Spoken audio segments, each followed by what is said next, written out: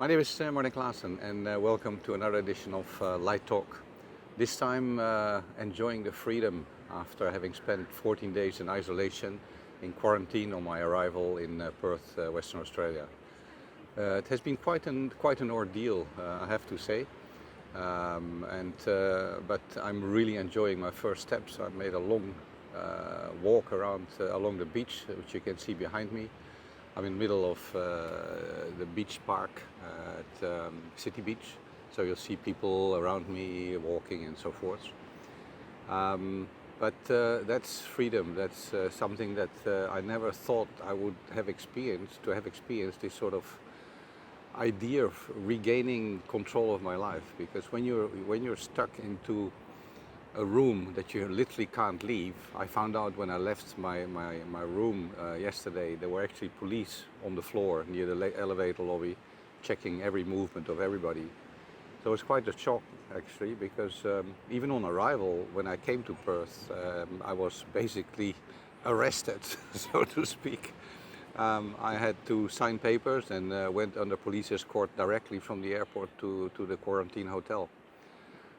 So quite an experience, and you don't realize it. You're sitting there, and day by day you try to create some sort of a routine, a discipline, and I can obviously look through my window, I can see the weather, but you're out of touch, you're out of reach. I couldn't open a window, got my meals delivered at my door, and it was a very strange experience. And now that I'm out, and I did my first step bare feet on the sand here at the beach.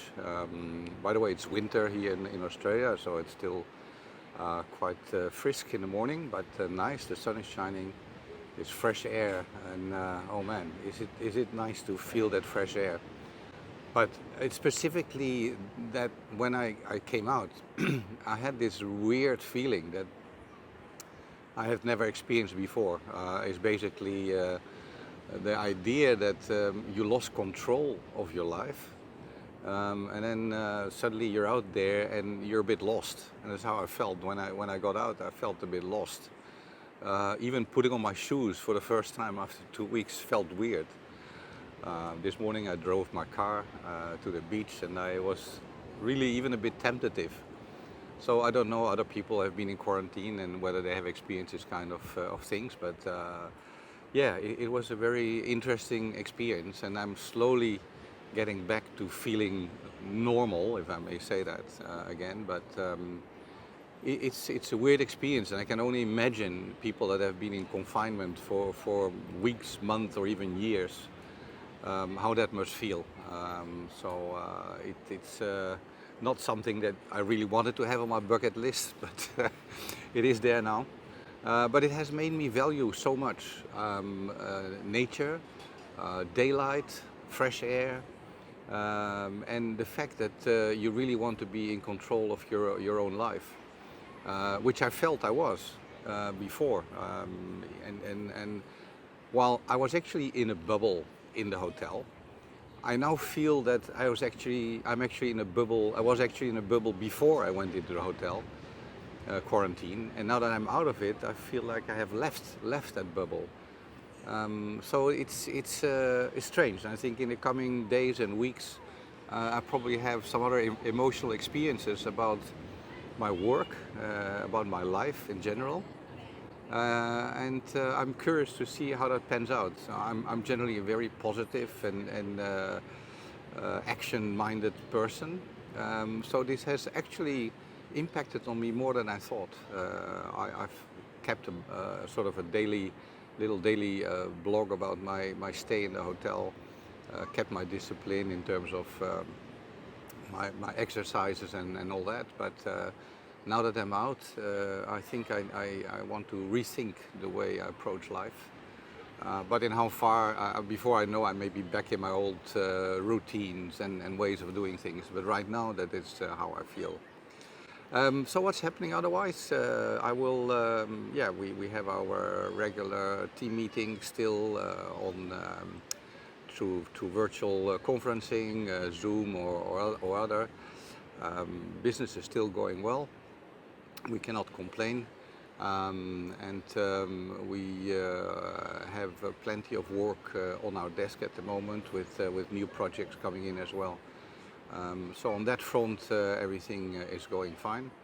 I also want to take the opportunity to congratulate Amanda, one of our star lighting designers who recently joined ILD.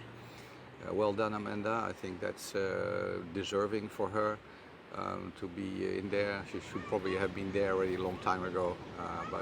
I think the recognition of being a member of a International Lighting Design Association is really important. Talking about associations and lighting designers and virtual connections, I have started a couple of months ago a new virtual platform. I got the idea after quite a number of us, actually most of the speakers that were a part of the Professional Lighting Design Convention in Rotterdam, PLDC, got confronted with the fact that PLDC had issues, financial issues, and nobody got paid. Rather than suing the organization, we thought, why not create a new platform so that we can earn back our money rather than to go and sue for a few hundred or just €1,000 or something. So I contacted my friend Amardeep from India, and we started thinking about this to set up this VLDC, Virtual Lighting Design Community, which is intended to be a platform where lighting designers can speak. We contacted initially all the speakers that participated in PLDC, or at least quite a lot of them, maybe not all of them, but quite a lot of them. And the idea is that each of them commits to doing 2 presentations a year. And then we'll develop a program that will be on that platform. People can subscribe to it and then listen in to potentially live events, panel discussions and presentations. We are in the middle of working it out. We have our website, vldcommunity.com, I think that's what it is, or vld-c.com or something like that. I'll write it down somewhere. And meanwhile, we also got the support and active participation of Light Collective, the team behind Women in Lighting. So they will support us and they will help develop this platform, which also will see manufacturers participate, big players in the market. I think in the future may not attend big lighting events anymore, like Light Fair, but or Light and Build. And they will probably also move towards virtual showrooms, virtual product demonstrations, etc. So I think that's something that will be exciting, because we will offer them a platform as well, so that it will become a virtual community for lighting designers, by lighting designers, for the lighting community. And we're really excited. We are currently developing the whole platform. We have already quite a lot of speakers that have confirmed their participation, even manufacturers that have already indicated that they want to participate. So it's very exciting for us. And one of the projects that I have embarked on doing in this new, I would say, virtual world that we are entering.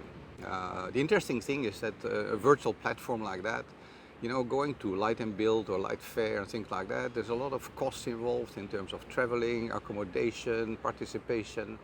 So being able to do that from the comfort of your home and with the experience that many of us now have gained from doing webinars and participating in panel discussions over the last few months, I think we can confidently say that this is something that is probably here to stay. So that's it for me. I'm still working on the UVC and on the other things. I still have one masterclass to go next weekend. That's been a really enriching experience to present my lighting masterclasses. And after it's finished, I'll probably create a platform where people can still access all my masterclasses afterwards. So that's another project that is on the go. Meanwhile, I'm enjoying my regained freedom. You can see there's quite a lot of activity behind me. I'm listening to the sound of the waves. I have the wind blowing my face at the moment, and I feel quite refreshed. So until my next vlog, I wish everybody a safe journey. Stay motivated, stay positive, and stay safe. See you soon.